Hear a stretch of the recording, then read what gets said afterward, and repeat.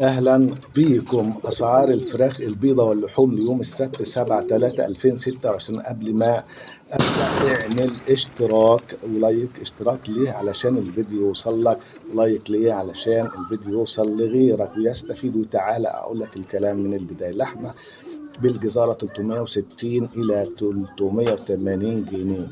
اللحمة البرازيلي 280 جملة 290 جنيه إلى 300 جنيه. اللحمة الهندي قطع 240 جملة و250 قطع. المفروم 190 جملة 200 قطع. كبدة لحمة 140 جملة 170 جملة و180 جملة. أسعار البط البلد من 140 بالمزرعة إلى 150 بالمحلات، وفي ناس بتشيل ب 145 من المزرعة. البط المسكوفي 115 مزرعة 125 محلة. البط البكيني 80 مزرعة 90 محلة. البط المولار 90 مزرعة 100 محلة. الرومي الأبيض 115 مزرعة 125 محلة. الرومي الأسمر البلدي 125 مزرعة 135 بالمحلة. الأرانب 110 مزرعة 120 بالمحلة. جوز الحمام من 170 إلى 190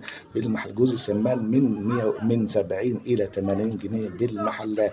أسعار البيض الأبيض 120 بورصة 130 محلات. البيض الأحمر 120 بورصة 130 محلات. البيض البلدي 155 بورصة.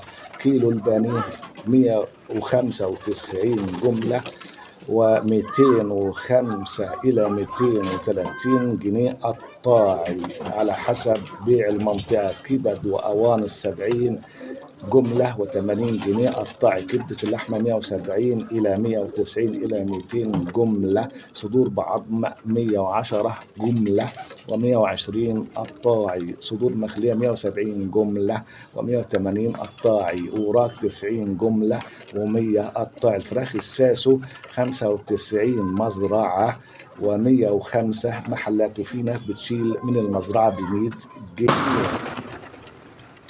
الفراخ البلدي 115 مزرعة 125 محل. الفراخ الرز 110 مزرعة 120 محل. الفراخ البلد العتائي 80 جنيه مزرعة 90 محلة. الفراخ الأمهات 80 مزرعة 90 جنيه محلة. الفراخ الأحمر البيض 70 مزرعة 80 جنيه محلات. الفراخ الأبيض البياض 60 مزرعة 70 جنيه محلة. الفراخ البيضة 95 مزرعة 105 ل 110 محلات.